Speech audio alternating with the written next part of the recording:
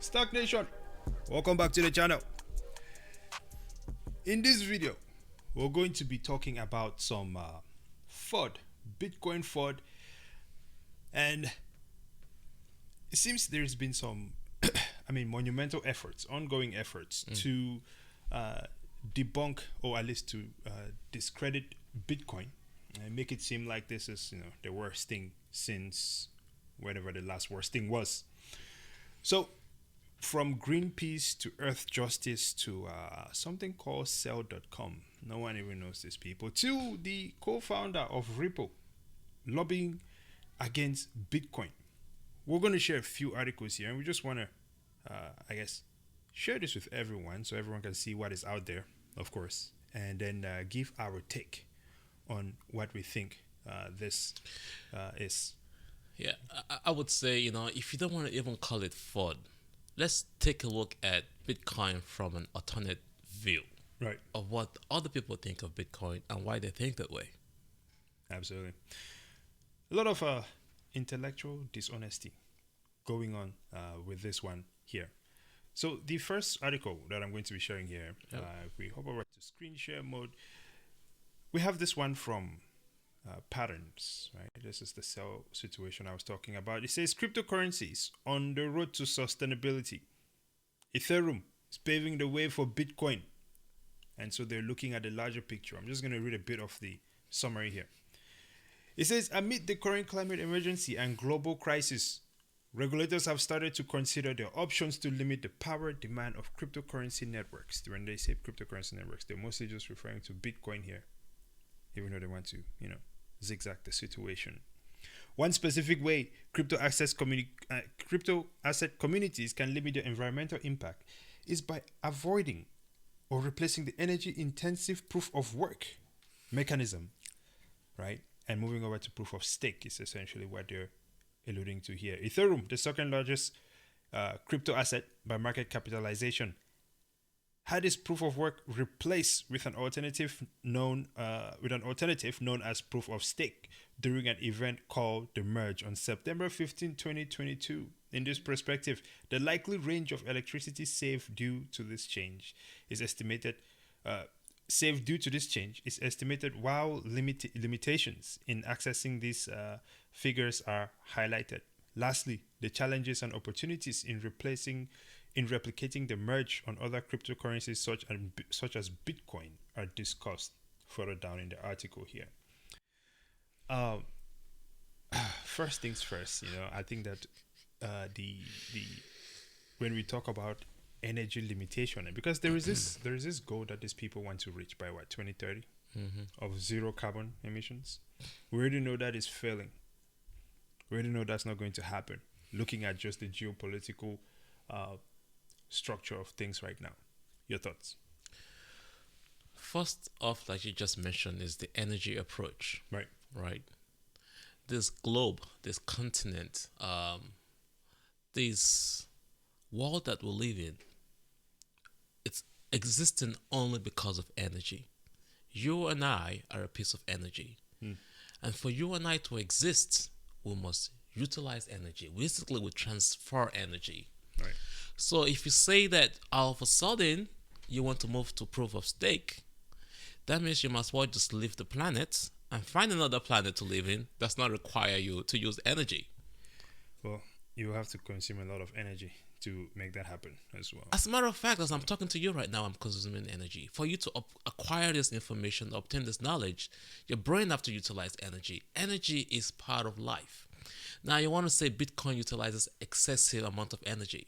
You should ask yourself, the fiat system that you use right now, the current system that we're all in, how much energy is that using? Did you want to attack one solution? Or do you think that the solution really is finding a good way to spread the energy utilization around? Absolutely. So you're not just focusing on just crude oil energy, or just wind power or wind turbine or hydro energy. We can have a good balance of energy utilization. So this attack of energy, a Bitcoin through energy, it's a false approach. I want you guys to please pay attention to that. We can't do anything without energy. Yeah, And Bitcoin, it's not on the major list of things that maximizes the use of energy. absolutely. And of course, when we talk about proof of stake Yeah. as well, we can see that it's not the things that you give up in order to work as proof of stake. It's I don't think that is necessarily something that we want, because it essentially puts you back in the current fiat centralized system, right? What I'm talking about is the trilemma. You have security, decentralization, and privacy. And I think in this case, Ethereum clearly gave up decentralization for half-ass security, because we cannot even say is that secure considering how much Hacking is everything going that on is. Yeah, exactly. in the Ethereum space right now. Exactly. So You know, Ethereum is like captured. I would like to add to that real quick. Yeah. So in the proof of stake, in the cryptocurrency world, you have to mine these currencies so that people can use it. And in the proof of stake scenario, what you have is a situation where you can just create money, kind of like what the central banks and the current fiat system is like. You should ask yourself that question. So who then controls that money? Who approves that money? And with that situation, you and I do not even get a chance to contribute to the old financial system, which is what Bitcoin is trying to say, is that you go ahead and create a node, you can contribute to the verification Yeah. of everybody's money. Absolutely. Whereas in proof of stake is the special group of people that have the money Yeah. to create their own mining, their own staking Their own pools, validation nodes. validation nodes, Yeah, they can do that. which a lot of people cannot do. Absolutely. But they say you can stake your money and you're going to be in a pool with other people. Yeah. And then your money disappears, right? BlockFi, Yeah, Voyager, the money is still locked down. Oh, everything is. FTX happens to you. Come Exactly. on, man, guys, don't let this happen to you. Wake up. Yeah. Well, moving on then, we have Greenpeace as well. Greenpeace is another boat of people that are absolutely against Bitcoin, going out of their way. And we have an article from Greenpeace here: Bitcoin facts and myths. I'm not going to read through the whole article. I'm just going to go through the topics which they touched on here. So they said the problem they have with Bitcoin mining, right, which is the biggest cryptocurrency network, is that essentially it uses a lot more energy than some countries, right? This is the one thing that they like to use a lot when they're talking about this stuff. Now, what I find interesting about this one is that they started by defending themselves without even anything. No one said anything, right? So it's like no one. Greenpeace, here they go. Yep. So Greenpeace USA is against. The myth is that Greenpeace is USA is against cryptocurrency. Apparently, this is not a myth. It's a fact. We are not against cryptocurrency. We are against destruction of our climate. As of October 2022, according to the Cambridge Bitcoin Electricity Consumption Index in 2022, Bitcoin mining emitted 48.35 metric tons of CO2 greenhouse gases. I believe that's what it is. I'm horrible at reading those metric ton situations there, but I should probably get that together. We are not engineering students. Hey, listen, man, we don't need to be engineering students to understand that this is not true, because we also have read on the other side where and that's the other thing about it too. There is going to be energy consumption. I care about the environment for sure. I think I would consider myself a tree hugging hippie to an extent. But when we also look at the use of energy, we also have to look at the outcomes and what we are trying to achieve with that use of energy. Is it beneficial? It's opportunity cost, right? We can never be in the middle. So they say Bitcoin in 1 year, in 2022, right, essentially emitted enough greenhouse gases to equal 285,000 rail cars of coal being burned. It's ridiculous. The second thing they said, another myth here, Bitcoin mining uses renewable energy. I mean, it does. It's not all renewable energy, but it is a huge amount of renewable energy. Especially in the US. Yeah, we've seen also in El Salvador, they're using thermal. Thermal right? energy. So volcanoes to mine Bitcoin. We've seen areas where they actually use energy from flaring, which they are against flaring in this situation. And they also don't want Bitcoin to use that flaring. So it says cryptocurrency mining can store energy and can be used when electricity consumption is high, like during extended heat waves. Mm. I'm not 1000% sure on this. I think this is something that still need to do some. No, some it's what happened in Texas during the most yeah, I recent know heat waves. they've used that in Texas Yeah. to stabilize the grid. I've Yep. read about that, but I would like to dig more into that as to how that really works. But one thing we know is, if we're getting this info from Greenpeace, you have to. It's definitely questionable. Now, Bitcoin mining helps the climate by using natural gas that will usually be burned in a process known as flaring. So, using flared gas might be better than letting it emit the climate, right? Mm-hmm. Emit into the climate. But the pollutant the pollutant should be regulated by state and local authorities. Well, I believe that is really being regulated to an I extent. think what they're trying to do here is take the positives of Bitcoin and then flip it backwards. That is exactly what they're doing because the flaring was just happening before. I do not have, and I looked around a bit. I did not see any uprising from Greenpeace coming at local governments to ensure that they regulated flaring. But now Bitcoin is using it, and it's a problem. Yeah, so like in this case, we found a solution to the problem, but all of a sudden, it's still a problem. Exactly, it's still a problem, right? So then, of course, we have a whole book here, which was written by earthjustice.org, where they claim that they're trying to achieve carbon neutrality by 2030, but Bitcoin is essentially erasing all of those gains that have been made so far. Yeah. And I just found that quite a bit outrageous and really dramatic. Your thoughts on that? This world would not exist without carbon. Just let's realize that. We want a carbon neutral, then we might as well just say, you know what, let's bring the dinosaurs back. Yeah, I mean, you know, the trees need carbon. Otherwise, we'll have no trees. This is true. Yeah. You must well have no food. Your fertilizer needs carbon. That's where carbon comes from. Guys, come on. Get it together. Exactly. So this other approach of going carbon neutral is impossible. What we need is a good balance of energy usage. Oil and gas is not going anywhere. Because as a matter of fact, this device that we're using here needs carbon to ever exist. The same paper that they used to write this article, or technology that they used to write this article, utilize carbon. What we need is a good balance of energy usage. Like we said earlier at the beginning, the different ways at which we can acquire energy. Actually, not acquire energy, transfer energy. Hydro, the sun through solar, the wind, of course, the carbon that we have right now through the oil and gas situation. Right. Even coal. As a matter of fact, they're even trying to bring nuclear back. It's a good nuclear balance. Energy is fine. We need a good balance of it. We can't do an extreme of everything. And I think that's why we live in this world, that we live in this heart, this planet, the planetary system we live in. Once things are balanced, the heart tries its best to balance everything out. When things are balanced, everything is great. What we've done over the years is that we've gone to the extreme ends of certain forms of energy. Right. What we need to do is try to bring it back. And I think that is the solution, not this all attack on one form of energy or the other.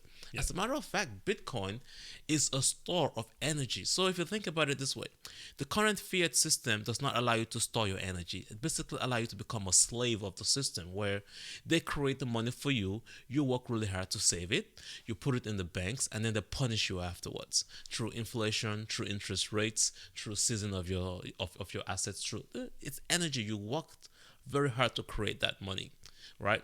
Whereas Bitcoin says, wait a second, you can work hard, right?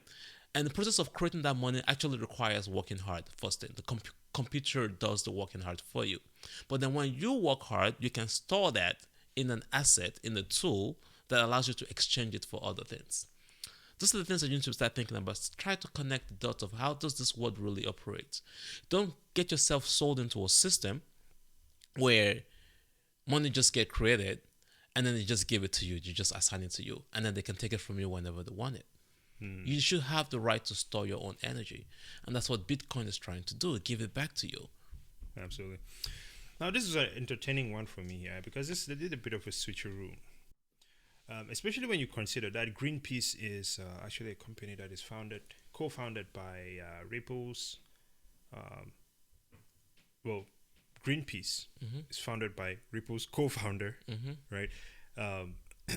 And that is someone that would be in clear competition with Bitcoin, right?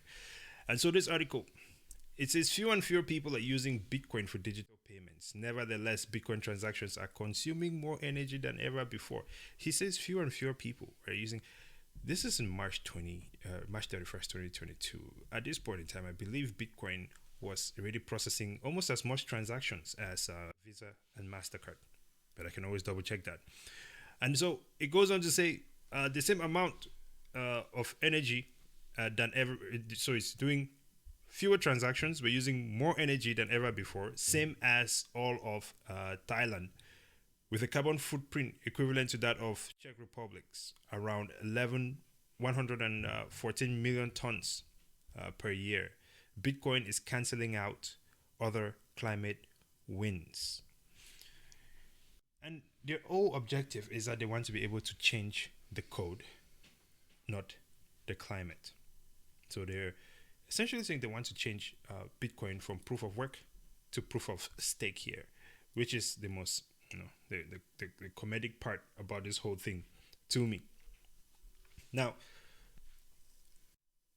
needless to say that they cannot change the code, which just proves that ignorance. I think this is what we call social attacks, right? Since you cannot defeat it, you have to get people to go against it in other ways. But at the same time, when we look at people who write articles like this, or organizations with this sort of message where they try to appear to be holier than thou, they use all of the same things that with the same sort of resources that are polluting the world as we know it. So, for example, I want to assume that Greenpeace, so everyone at Greenpeace is, it's still on the other page. Okay. I want to assume that people at Greenpeace all drive electric cars or something like that. Yeah. Yep. In that case, then, we'll have to look at how electric cars are made. And one critical thing in that situation is cobalt. Yep. Cobalt is in everything. Yep. And we see that cobalt mining has a very dark side itself, where we're talking about essentially borderline slavery, poor work conditions, and absolute exploitation of countries in Africa like Congo. So I would ask these guys, even though you say you're very much in favor of, just hang on, I will have to read a little excerpt here. Okay. Yep. Even though you say you're all for renewable energy and you're wearing a white cloak right now, how come you're not shunning things like Tesla or solar panels and everything else like that? Right. So we see that cobalt is quickly becoming the defining example of the mineral conundrum at the heart of renewable energy transition, a key component for battery materials that electric vehicles would use. So cobalt is facing sustained surge in demand as decarbonization efforts progress. This is what the Greenpeace people are all up to. You go from one extreme end to the other. Exactly. So it seems like there should be some sort of a balance, right? As you can see, most of the cobalt is coming from Congo. A very small amount is coming from Australia and Russia. I'll be interested in finding out what people like Earth, Peace, and whatever other names they give themselves these days would have to say about that. What do you think? It's, folks, just come to the realization that we need energy in this world that we live in.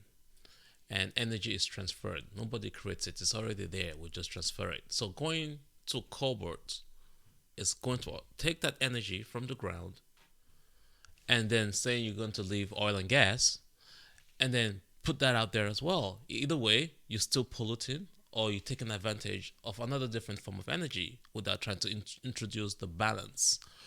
What regulation should be doing is finding a balanced way to regulate all these different forms of energy. Of course. You say you want to use wind turbines. You're creating. You have to use energy to create the carbon fibers for that. Yeah. and carbon fibers takes forever to dissolve into back into the environment, back into their natural form. Yeah. So that again pollutes the environment. So you're saying you're trying to avoid or save the environment. There is no true solution. We humans are polluting the environment just for living, just for existing. So there's no true solution to that. So don't let them use this whole energy angle to convince you against a solution that allows you to be you. And I think that's what the true story here is. Yeah. Is that this whole scheme of energy, let's go to proof of stake. Proof of stake is basically forget it. You're a modern day slave. Yeah. We already kind of are already with the fiat system. Well, that's why Bitcoin is here, to give us that alternative financial system. Look, I would say this, man. I don't look. We could sit here and go on and on about the other side of this, and then what Bitcoin, how Bitcoin improves or benefits the environment. But I think as we're closing this up, I just want to share just one chart here to prove the point. When you look at carbon emissions of Bitcoin compared to other industries, the first thing I would like to say is that the reason these industries are consuming energy is because they provide a use for society. It is important to dry your clothes. That uses more energy than Bitcoin. It is important to have data centers. This is how technology works, communication, the internet, right? Yep. That uses more energy than Bitcoin. It's fine. Air conditioners, electric fans. I get it. You don't want to die of heat strokes. That uses more energy than Bitcoin. Marine transport sector, shipping goods back and forth, right? Even these Greenpeace people, when they have to move around, they have to fly. That uses significantly more energy than Bitcoin. The gold industry, the banking system, which is something I'm sure they love, it uses more energy than Bitcoin. So I think we can all make our decisions from this. But I think that this whole campaign is also extremely perverted. It's not even about regulations. It is lobbying against what they think is going to take away money from their pockets. But to a certain extent, it almost does not make... Well, I don't want to say it does not make too much sense to defend Bitcoin. We'll always defend Bitcoin. But the fact is Bitcoin is winning, for sure, right? And we can see that there's intellectual dishonesty in these people, and Bitcoin will definitely come out on top. That's my final thought on that one. Double up. As always, if you've not liked and subscribed, Yes. go ahead and do that now. We are STAKK on YouTube, STAKK on Twitter, STAKK on Facebook. We just got to stay on Facebook for our dads and moms. They all need this information. Jesus is still on Facebook. So, Instagram, yes. Spotify, and lately TikTok. Awesome. Until next time, Brazen out. Yes, sir. 00 out.